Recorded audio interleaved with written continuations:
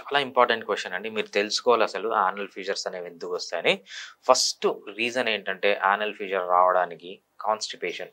So, constipation రావడానికి మళ్ళీ మీకు అందరికీ కారణాలు తెలుసు. వాటర్ సరిగ్గా తాగకపోవడం, లేకపోతే ఎక్కువ స్ట్రెస్‌లో ఉండడం, ఫైబరస్ ఫుడ్ తీసుకోకపోవడం ఇవన్నీ కాన్‌స్టిపేషన్‌కి రీజన్స్ అన్నమాట. కాన్‌స్టిపేషన్ వల్లనే ఫస్ట్ రీజన్ వచ్చి కాన్‌స్టిపేషన్. ఇంకోటేంటంటే కొంతమంది మోషన్ పోయేటప్పుడు ఎక్కువ స్ట్రెయిన్ చేస్తారు. అంటే ముక్కుతూ ఉంటారు. సో, ఆహ్, స్టూల్ హార్డ్ ఉంటది వాళ్ళకి. లేకపోతే స్మూత్ ఉంటది. అయినా గూడా వీళ్ళు ముక్కుతూ ఉంటారు. ఎప్పుడైతే వీళ్ళలా ముక్కుతూ ఉంటారో ఏమవుతుందంటే, మోషన్ వచ్చేటప్పుడు యానల్ రీజన్‌లోంచి అది ఫ్రిక్షన్ జరిగి అంటే రాపిడి జరిగి అది కట్ అయిపోతుందనమాట. సో, ఇది నార్మల్‌గా రీజన్.